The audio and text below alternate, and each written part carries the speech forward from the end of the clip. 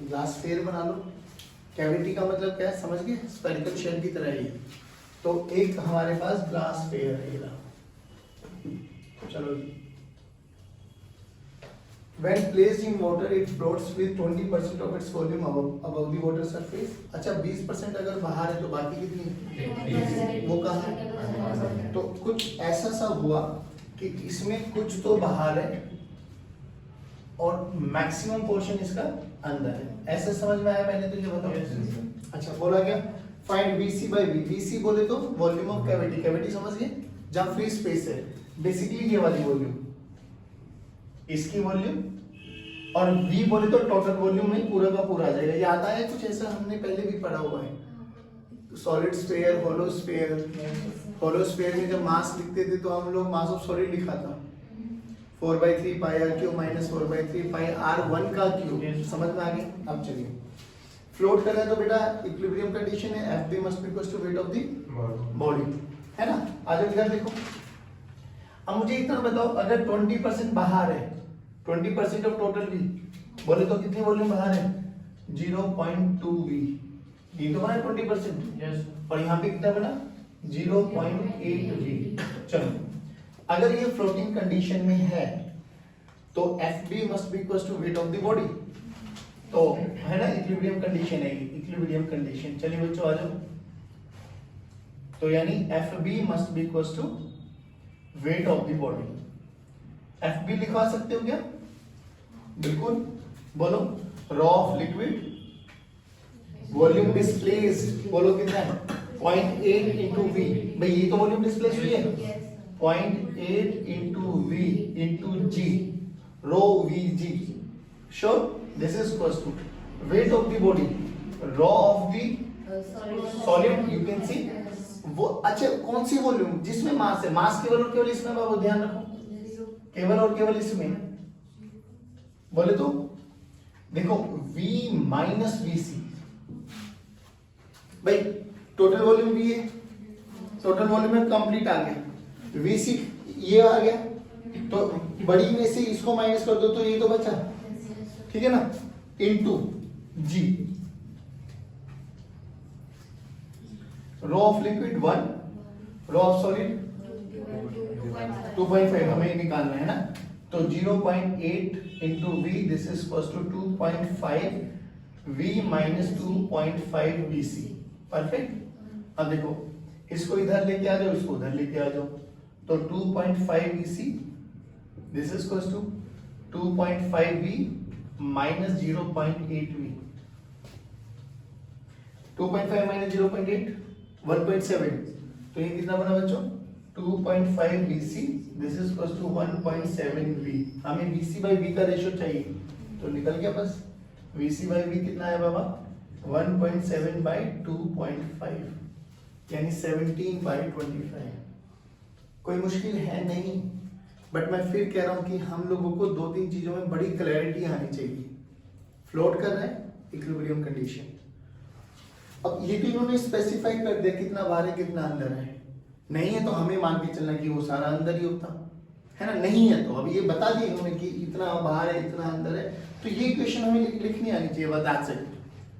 अच्छा इसमें देखो सेम से क्वेश्चन है ये भी, अगर आप लोग थोड़ा सा एनालाइज करो तो देखो इसमें क्या बोला गया, अ plastic sphere floats in water with 0.5 of its volume submerged, मतलब आधा अंदर आधा बाहर है। तो चलो पहले तो क्या बोले, किसमें है? पानी में है ना, वाटर में। चलो आ जाओ, तो वाटर के केस में बनाए बाबू, स्फीयर है तो आधे को बाहर ले लो आधे को अंदर ले लो। टोटल वॉल्यूम है V, तो V/2 बाहर आ गया, V/2 अंदर आ गया। बोलो इतना समझ में आया नहीं है? चलो लिखो रो, भाई ये तो कंडीशन पक्का है ना, Fb must be equal to weight of the body, ये तो परफेक्ट है सर, यही तो इक्वेशन है बस। बोलो rho of liquid V/2 into G, this is equal to raw of solid, total volume of solid, V आएगा यहाँ पर, क्योंकि V/2 V हो जाएगा, into G। देखो G ने G को मारा, raw of liquid 1, raw of solid हमें निकालना है, V ने V को मारा, तो ये 1 हो गया, तो 1/2, this is equal to rho s। rho s की वैल्यू तो आ गई, ये तो बोला गया। स्फीयर की तो आ गई 0.5। नाउ अब दूसरी इक्वेशन देखो क्या कह रहा है बच्चों, कह रहा है कि जब इसी को उठा के किस में डाल दिया, ऑयल में। अब ऑयल में देखो तो बोला गया 0.4 ऑफ इट्स वॉल्यूम सबमर्ज्ड, यानी बाहर कितनी है 0. हमें बाहर का मतलब ही नहीं है वैसे भी। अब रॉ ऑफ ऑयल, अब लिक्विड यहाँ पे ऑयल हो गया 0.6 V, अरे 0.4 क्या है सबमर्ज, अच्छा 0.4 है ना सबमर्ज, तो 0.4 into V into G must be equals to raw solid volume of the solid V into G। देखो G ने G को मारा, रो नोट अपन को निकालना बाबा, V ने V को मारा, तो ये क्या गया रो एस बाय 0.4। याद कर रो एस अभी भी निकाला 0.5 भाई 1/2 है ना 0.5, तो this is equal to 0.5 by 0.4 5/4 नहीं आया समझ। कोई मुश्किल है क्या? कैसे भी क्वेश्चन आ जाए, दोनों अलग अलग वैरायटी इसलिए लेके चला था कि कैविटी वाली आ जाए तो भी आपको समझ में आना चाहिए, और एक ही उठा के दो में रख दो, तीन अब कितने में भी रखो, हमें तो बेसिक क्या आना चाहिए कि ये इक्वेशन मुझे बनाने आने चाहिए, दैट्स इट, और इसके अलावा कुछ नहीं करना है।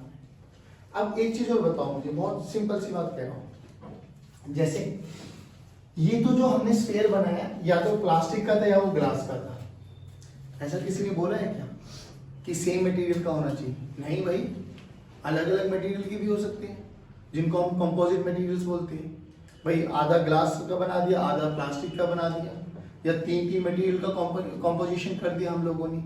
सोच के देखिए एक बार, है बहुत बेसिक सी चीज पूछ रहा हूं कि अगर मेरे पास कंपोजिट आ जाए, सॉलिड कंपोजिट का मतलब कि अलग अलग मटेरियल से मिलकर बना हुआ है, मैंने एक स्फीयर बनाया, आराम से सुना और आप बताएंगे मुझे। अब इसमें तीन का कंपोजिशन मान लिया मैंने, तीन मटेरियल, इसकी density ρ1 volume V1, density ρ2 volume V2, density ρ3 volume V3।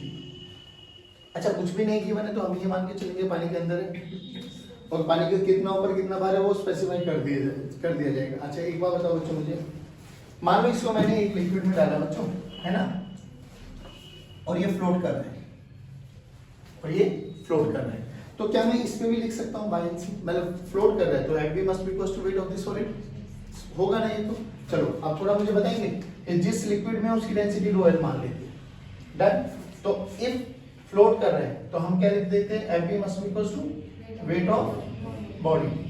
आराम से बोल, Fb लिखा होगा मुझे, Fb पूछ रहा हूँ, Fb बायनेंसी में ρ1 का क्या रोल है, ρl, तो ρl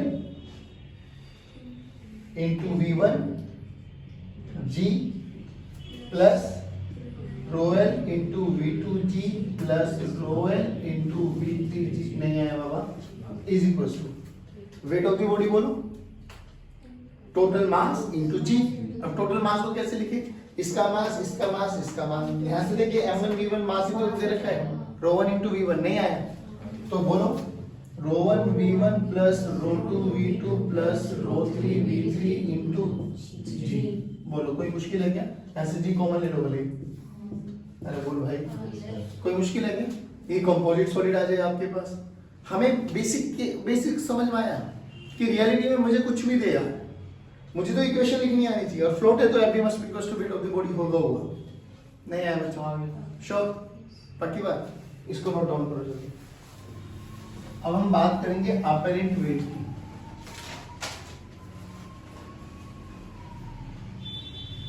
मतलब क्या, सोचो मैंने एक स्फीयर लिया, ठीक है, डेंसिटी ρ वॉल्यूम V, तो बेसिकली इसका वेट है किधर लगेगा mg।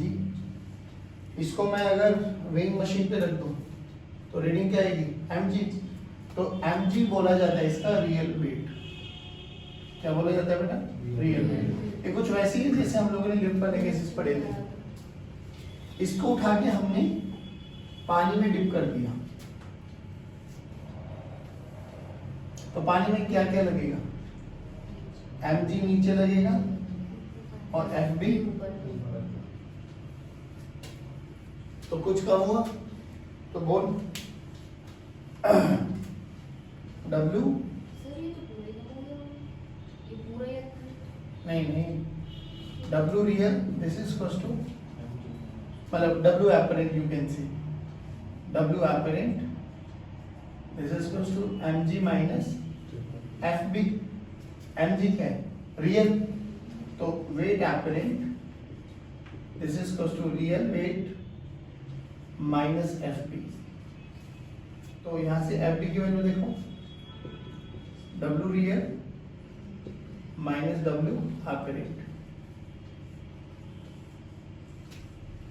ठीक ये अब कई बार हमें ना स्पेसिफिक ग्रेविटी दे दी गई होती है तो हमें फोर्स मतलब बायएनसी फोर्स निकालना है इन terms of gravity specific gravity तो एक छोटा सा प्रूफ है वो देख लो आप देखो क्या करना आप भाई FB क्या लिख सकते हैं हम इस केस में लिखो एक बार raw of liquid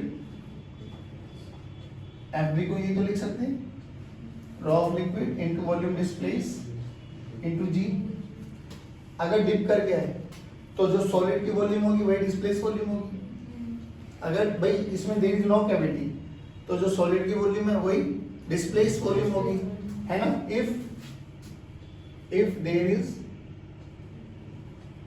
no cavity तो मैं लिख सकता हूं volume of solid is equal to volume displace बोलो भाई डन अब एक बार बताओ तो अगर मुझे ये वॉल्यूम ऑफ लिक्विड सॉलिड लिखना है यहाँ से भी क्या लिख सकता हूँ FB this is equal to rho of liquid into volume of solid लिख दो इसको क्योंकि वॉल्यूम डिस्प्लेस और वॉल्यूम ऑफ सॉलिड सेम ही है अगर वो डिप कर रहा है इनटू G अच्छा V सॉलिड को क्या लिख सकते हैं बेटा मास की टर्म्स में हाँ mass this is equal to rho into V rho into तो mass real mass rho of solid into volume of लिख सकता हूं तो देख यहां से वॉल्यूम ऑफ सॉलिड क्या हो गया m real by rho of S उठा के रखो यहां पे एफ की वैल्यू देखो क्या हो गया rho of L into mass real into G divided by rho of S ध्यान से देख एम रियल इनटू G क्या हो गया वेट रियल वेट तो FB क्या हो गया बाबा rho L into real weight divided by rho S ध्यान से देखो FB को मैं और भी इसको थोड़ा सा मतलब मॉडिफाई कर रहा हूं वेट रियल रो S जो ये लिक्विड है इसको नीचे लेके आ दो भाई ये नीचे आ गए ना मल्टीप्लिकेशन ऊपर चली जाएगी फिर बाद में ध्यान से देख रो S बाय रो L क्या होता था स्पेसिफिक ग्रेविटी क्या होता था क्या होता था तो इसको मैं क्या लिख सकता हूं FB rho S by rho L तो इसको मैं क्या लिख सकता हूं FB equals to weight real by specific gravity यानी अगर मुझे रियल वेट पता है स्पेसिफिक ग्रेविटी पता है तो भी मैं बाय एनसी का फोर्स डायरेक्ट लिख सकता हूं ऐसे भी लिख सकता हूं ऐसे भी लिख सकता हूं डिपेंडिंग अपॉन मुझे कौन कौन से डेटा गिवन है तो उसके बेस पे मैं वो भी लिख सकता हूँ सिंपल सी बात बता मुझे अगर मैं FB को ध्यान से देख यहाँ से W एपरेंट निकालना है ना मुझे कई बार अगर W एपरेंट पूछा जाएगा तो W एपरेंट क्या हो जाएगा बेटा W एपरेंट हो जाएगा रियल माइनस FB है ना W रियल माइनस FB की वैल्यू ये रखो तो W real minus W real bye S W real को कॉमन ले 1 माइनस 1 बाय S ये W एपरेंट आ गया और इतना समझ में आया एपरेंट पूछ ले बाय फोर्स पूछ ले कुछ भी पूछ ले मुझे ये फॉर्मूले याद होने चाहिए बोल इतना समझ में आया एक क्वेश्चन देता हूँ वो क्वेश्चन का बोला गया एक अलॉय है हमारे पास वो दो मटेरियल से मिलके बना है A और B इसका टोटल जो वेट है वो 96 ग्राम है ठीक और जब इसको मेजर किया गया मतलब पानी में डिप किया गया तब कितना है 86 तो ये हुआ उसका मास रियल और मास एपरेंट कितना बना बेटा 86 ऐसा बोला गया है कि पानी में डिप करने के बाद इसका जो वेट है मास है वो 86 ग्राम है ठीक है। फिर इन दोनों की स्पेसिफिक ग्रेविटी भी गिवन है, इसकी कितने 11.4 और इसकी ये स्पेसिफिक ग्रेविटी हमें दे दी गई है, S2 मान ली तो इसको S4 मान ली, कोई दिक्कत नहीं। ठीक है, क्या बोला गया, मास कंपोजिशन निकालना है A का और B का। अब मुझे नहीं पता, मैं मान लेता हूँ लेट A का मास m है, let mass of A is m, तो B का कितना बन जाएगा बेटा 96 माइनस m। मेरे से क्वेश्चन में क्या पूछा गया, find the percentage composition of A and B। अब परसेंटेज कंपोजिशन कैसे निकालते हैं हम लोग, जो मास ऑफ A है डिवाइडेड बाय टोटल मास है 96 gram into 100। Percentage composition of B कैसे निकालेंगे बेटा, mass of B by 96 into 100। Mass of A कितना माना है m by 96 into 100। Mass of B कितना माना है 96 माइनस m इंटू 100। मतलब मोरल ऑफ द स्टोरी क्या, मुझे अगर m पता लग जाए तो मेरा काम हो जाए। अब बात इसी m पे निकालो ना अपना चर्चा। क्वेश्चन समझ में आया कि एक एलॉय था जो दो मटेरियल से मिलकर बना हुआ था, इसका मास एक्चुअली में इतना था, पानी में डिप किया गया तो ये आया, बताओ परसेंटेज कंपोजिशन। अब तो बहुत सिंपल है। अब ये भी देखा था FB का formula in terms of real mass and specific gravity, तो m real into G by S, यही तो था।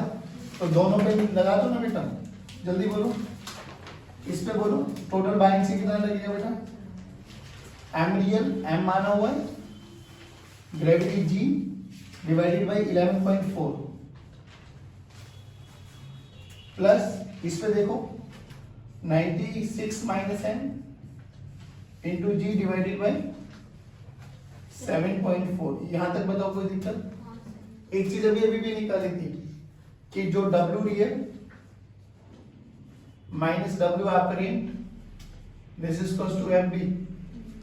W रियल क्या होगा m इंटू G, G कॉमन ले लो तो यानी 96 minus 86 into 10 this is equals to FB। नहीं आया, बेसिकली G रख लो इसको,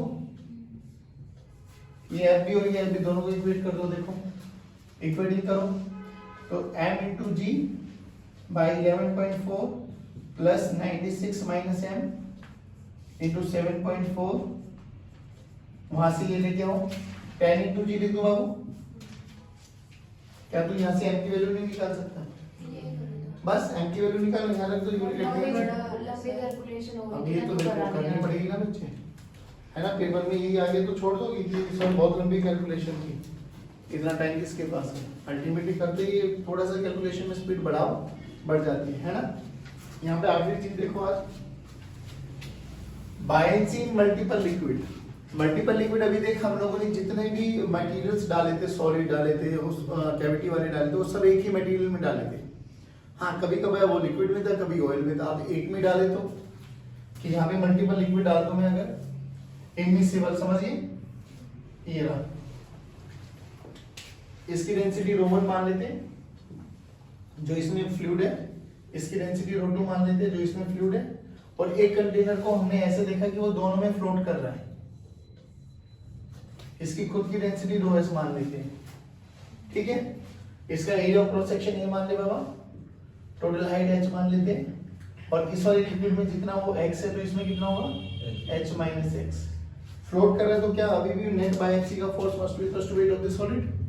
नेट बायएंसी अब कौन कौन लगाएगा जल्दी बोलो, नेट बायएंसी। अरे इतना क्या सोच रहे हो, ऊपर वाला भी हो और बायएंसी लगेगा ऊपर ही, तो FB1 ऊपर, FB2 ये भी ऊपर और mg नीचे, लगाओ दोनों का, FB1 plus FB2 must be equal to weight of the solid. चलो बाबू बोलो, तो ρ1 V1 बोले तो area into h minus x into G plus ρ2, क्योंकि यहाँ पे लिक्विड ρ1 ρ2 है, ध्यान रखना, ρ2 into area into x into G must be equal to rho into solid, total volume of solid, area into h into G, देखो जी ए दोनों तरफ कैंसिल आउट होता हुआ दिखाई देगा, तो rho 1 h minus x plus rho 2 into x rho S into H. कोई मुश्किल? अब एक तो 3 लिक्विड डालते हैं, ठीक है। अब एक न्यूमेरिकल कराता हूँ, फिर आज की कक्षा को यही समाप्त करते हैं। चलो।